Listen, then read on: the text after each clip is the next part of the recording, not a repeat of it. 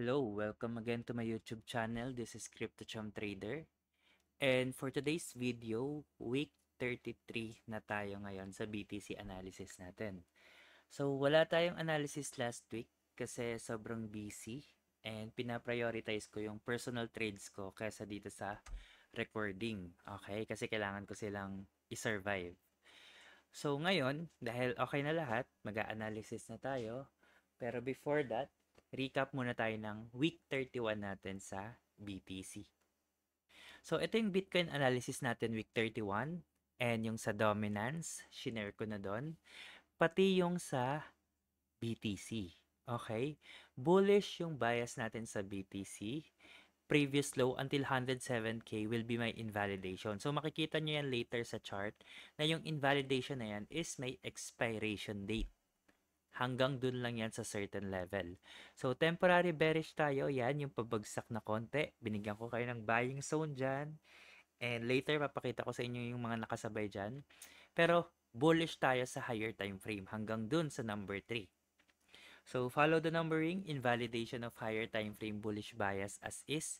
We will change this once BTC creates a new all-time high. So, magbabago na yung higher time frame bullish natin dahil naka-create na si BTC ng all-time high. Number 2, buying zone. Binigyan ko kayo dyan. And yung number 3, malayo na yan kasi invalidation yan ng higher time frame bullish. Ngayon, punta na tayo sa chart. Currently, ito yung chart ng BTC and nandito tayo last time, yung week 31. And ito yung sinasabi ko na pwede kayo mag-buy dyan, then targetin nyo yung all-time high. Kasi buying zone natin tong area na to. Number 2. Tabura ko lang. Yan, buying zone nating area na yan, target mo dito. Okay, so may dalawang opportunity dyan para makabili ka. 1, tsaka yun dito. 2. Okay? Pasok ka dyan, tsaka dito. Twice lang yun. So, i-share ko yung isang nasa community, isa sa menti ko na nakasabay dito. Ito yun. So, ito makikita nyo. Yan yung analysis natin, August 11 to 25. Ito yung TA niya. Tapos, ito yung PNL. Okay? So, sakto lang doon. Siya rin naghanap ng analysis niya. So, by the time na nakita ko to, TP hit na to for sure. Pag gusto mo i-hold hanggang price discovery or target TP, dapat di mo na yan kino-close pag nag-pullback. So, sa kanya, set na yung TP niya and all goods na siya doon. And ayan, sana all nakakain ng masarap. Yan, TP hit, di ba? Hanggang all-time high lang. Hindi kayo pwede mag-expect ng more than pag nagte-trade kayo ng in and out. So, how about naman yung sa akin, yung post ko? So, ito naman yung sa akin last time. So, this is what psychological analysis means. Sa kasagsagan ng pagtaas si BTC last month up to 123k, combination yun ng overall market sentiments play by ear. So, babasahin ko lang sa inyo. While ako pure technician, pull up my charts and observe lang sa market kung paano siya magte-trade within the range. Good thing naka-record ako at na-explain ko paano ko binasa yung chart from July 15 hanggang sa completion ngayong August 15. Although hindi perfect yung pagkakaplot at may room pa for improvement, the goal for catching the swing low to swing high is completed. I-upload ko kung paano ko na-capture yung galaw ng BTC. So, right now, nandyan pa lang siya, yung 123k niya, lahat ng internal analysis, pati yung all-time high. So, yan. July 15, psychological prediction. Ito yung completion ng chart. August 15 na to. Dito tayo nakabay sa ilalim. And for proof na nakatipi rin tayo dito, ito yon. So, yan yung entry point natin and ito yung selling point natin. So, yung analysis natin kanina sa BTC, dito lang yon. Dito ko na kayo pinahabol. Okay? So, balik tayo sa chart. This time, itong invalidation natin, cancel na. Kasi ang invalidation lang naman ito pag hindi pa natatapik tong bullish. Okay? So, andyan lang kasi yung structure niya. And so on. So, alisin ko na rin to para hindi na kayo malito and alisin ko na rin to. Ito tapos na to. This highlight ko na to.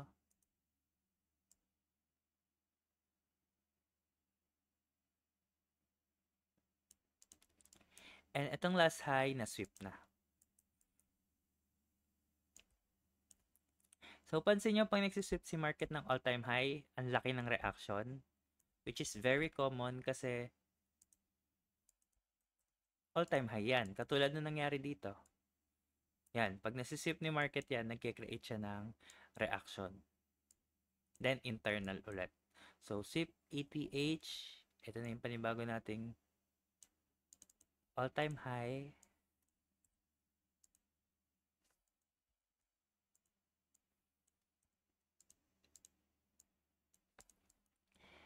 Pasok ko na to dito.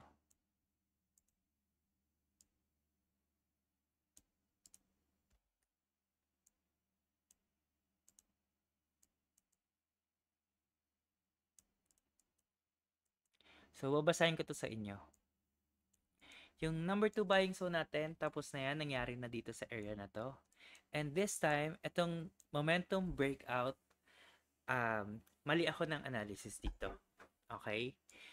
Usually kasi, ang momentum breakout mangyayari pag ilang beses na niya tinapek yung resistance. Okay? Uulitin ko.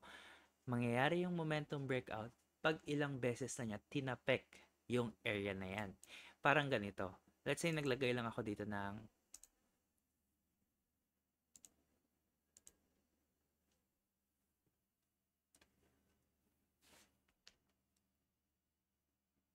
blue line. Okay?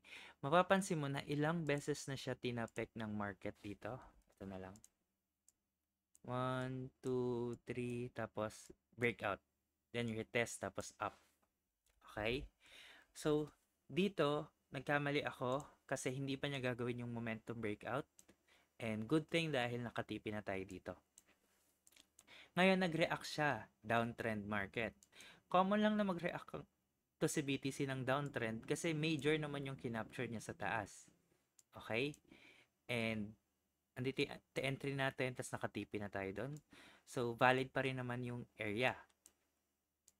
Ang gusto kong makita niya dito, si BTC, yung overall structure niya is parang ganito.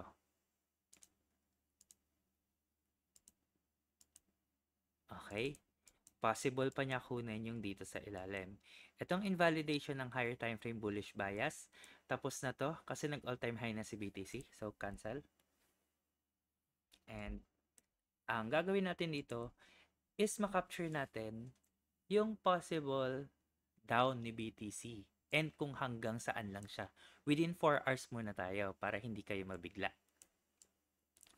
So, I will show you na itong previous ATH is nanganganib na. Hindi na siya ganun ka-strong.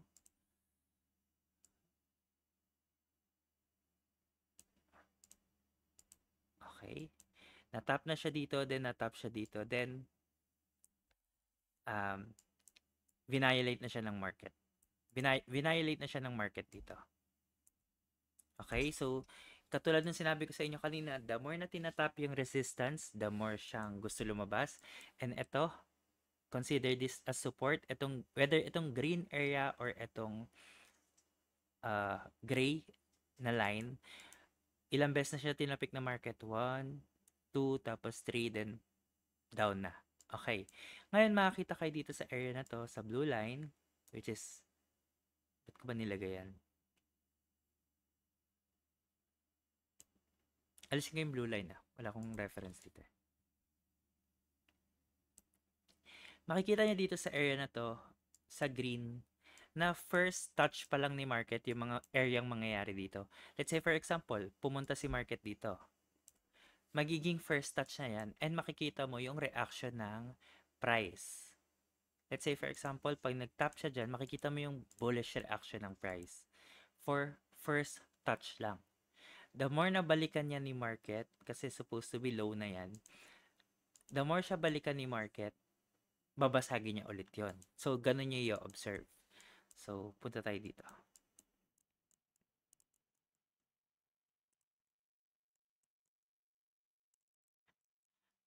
Okay. So, hanap tayo ng confluence dito sa area na to kung saan siya pwedeng bumalik.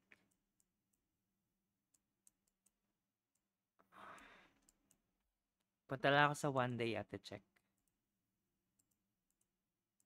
Ay, ang kalat, di ba?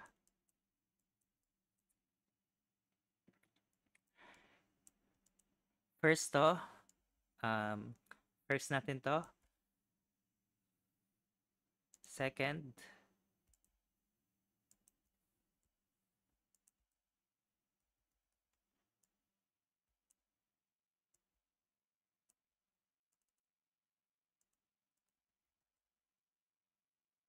pag sinabing first, itong sinasabi kong numbering, pwede nyo i-trade yung bullish reaction dito for a short period of time. Kasi makikita nyo yung topic dyan ng BTC, tas magre-react siya. Susunod yung mga alts. And dito yung last.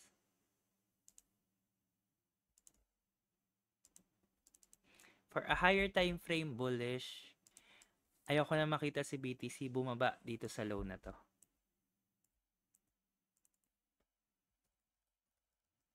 Diba, lumipat ng invalidation natin.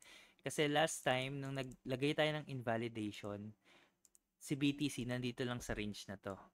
And nandito yung invalidation natin. Since ngayon si BTC nakababa na siya dito, gagalawin na natin tong structure na to and kukunin natin yung mga POI dyan. Ito yung mga POI natin. Okay? So, first, pwede kang mag-long dyan. Second, long. Third, long sa order block. Then, with confirmation. So, ito yung gusto kong makita nyo dito. 4 hours balik tayo.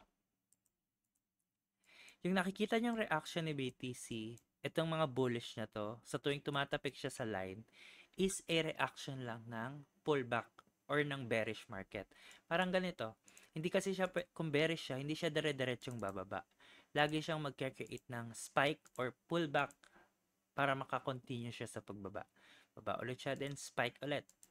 Then diretso ulit siya sa baba. Ngayon, we are waiting sa area ng first, second, and third sa possible entry natin. So, kung maglo-long ka, dapat nakalong ka na sa area na to, kung higher time frame ka, then, mag-close ka na sa area na to. Kung maglo-long ka ulit, make sure na si BTC tumapik sa first, sa second, or sa third. Para malalaman mo na kada tapik niya dyan, meron siyang short period reaction lang.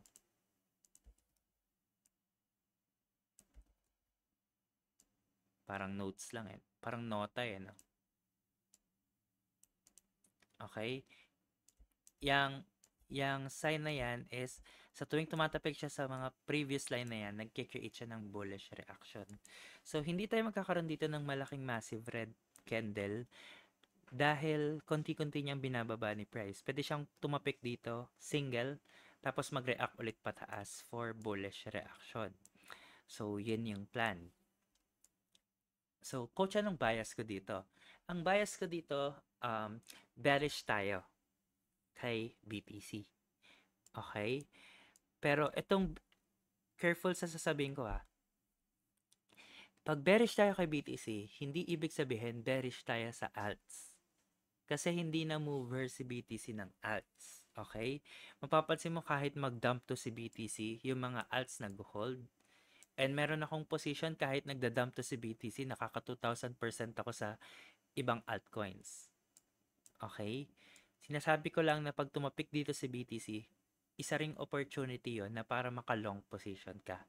Pero kung ikaw ay BTC trader, bearish tayo kay BTC.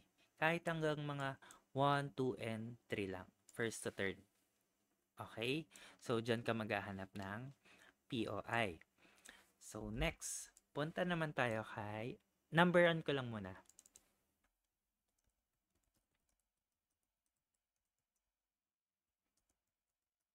Buying zone natin.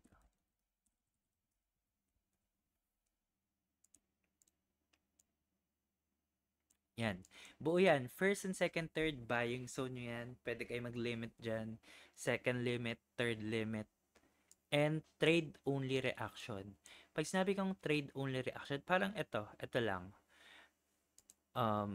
Nag-long ka dyan kasi valid area yan. Tapos nag-pump si BTC. Yun na. TP ka na doon. Okay? Hindi mo siya ita-target hanggang long term. Unless makakita ka talaga ng valid reversal sa ilalim. So, yan. Kung gusto mo naman mag-short, Hindi ko kayo bibigyan ng short opportunity dito, pero ito yung invalidation nyo sa short.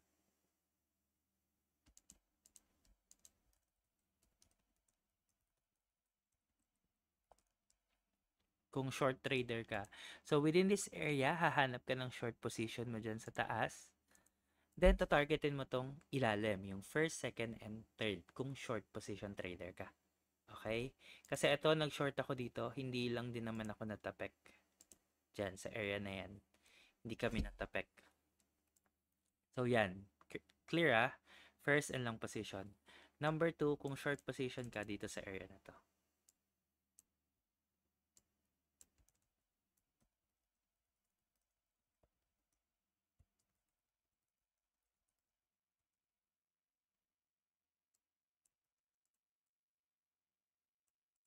Okay? And ito yung invalidation mo. Ngayon, paano naman yung dito sa taas? Actually, valid pa rin naman itong gray area na to. Yan. Isang buo na yan. Ang gusto ko makita dito sa taas na to,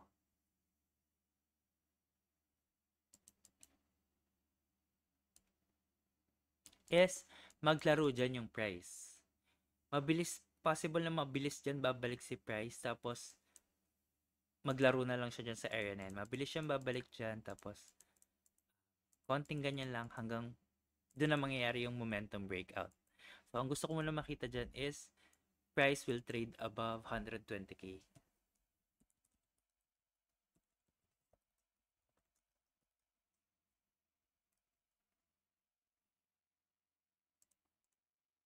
Okay? And most likely, pag nandyan na siya, momentum breakout as is pa rin. Okay? So, careful kayo sa pag-long kay BTC. Dapat in and out kayo. Magandang gawin dito. In ng long, tapos out agad. Kung short naman, kailangan makapture nyo yung pick niya, yung pullback niya, then targetin nyo to. Kasi bias natin is bearish. Okay? Bearish tayo for this week. Pero, meron tayong mga konting bullish scenario sa lower time frame. Then, yung major natin, bullish pa rin. To show you one day. Ay, kalat. Yan. Bullish na bullish pa rin yan. So, 1, 2, 3, 4, so on. Ganito lang yung structure niyan.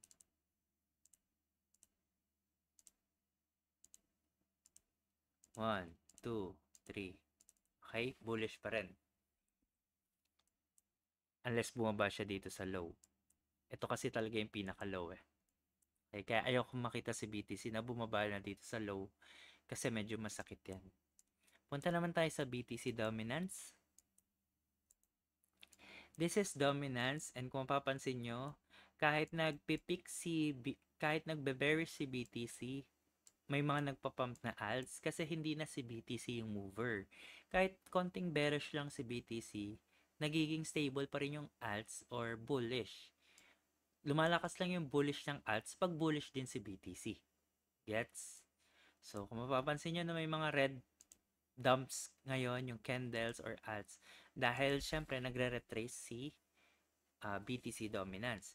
Ngayon, kung gusto niyo ng malakihang bearish or short, dito kayo mag-aantay sa area na to. Okay? Kasi once mag-react dito si dominance, bumaba siya dyan, at mag-react pataas, magre-red yung altcoins. Okay, ulat ha. Itong ibababa ni dominance papunta dito will send the altcoins to Valhalla. Meaning, magpapump yung mga alts. Pag bumaba siya dyan, magpapump yung mga alts. So, bago pa siya bumaba dyan, I hope nakaposition ka na sa alts. Ngayon, pagpunta niya dyan, expect mo na yung alts magbe-bearish naman ulit. Kaya kailangan naka-short ka naman na sa alts. So, itong red arrow, bago niya to gawin, dapat naka-long ka na sa alts. And itong black arrow, bago niya gawin, dapat naka-short ka na sa mga alts. Okay? So, what if coach yung mga alts nasa baba? I-short ko pa ba? Siyempre, hindi mo gagawin yun. Ang gagawin mo, i-short mo yung mga nasa taas na. Okay? Careful kayo dyan. Then total 3, valid pa rin tong structure na to. Alisin ko na to. So kung titignan nyo tong structure na to, ganito siya in a lower time frame. Tapos isang range siya dito. And pababa yung price. So that's why pababa si BTC, possible na bumaba rin yung alts, then mapupunta siya sa structure na to. Okay? Pero kung titignan mo talaga sa higher time frame perspective, itong area na yan, bullish tong alts na to. Okay? Possible na gumano na siya pataas. And yun yung isa sa mga indication na yung alts magpa-pump. So, meron ka ng total 3, meron ka ng BTCD na magpa-pump, and meron ka ng BTC na pag pumunta siya dyan sa first or second POI, pwede rin siya mag-pump. So, tatlo na agad yung confluences natin. Pero, bago mangyari yon, babagsak muna silang lahat. Ito, need niya munang tumaas bago bumagsak. Ito, need mo na niyang mag-retrace ulit bago umangat. Okay? So, that's it. Pasok ka sa community. And see you ulit sa next video. Week 33 tayo ngayon. And panoorin nyo yung BTC kung paano ko na-analyze yung major movement niya dito para ma-target ko kaya na-target ko tong low tsaka yung high. So, gawin nyo yon, kaya nyo yon. And keep up the good job. Yun lang, bye-bye, and thank you ulit.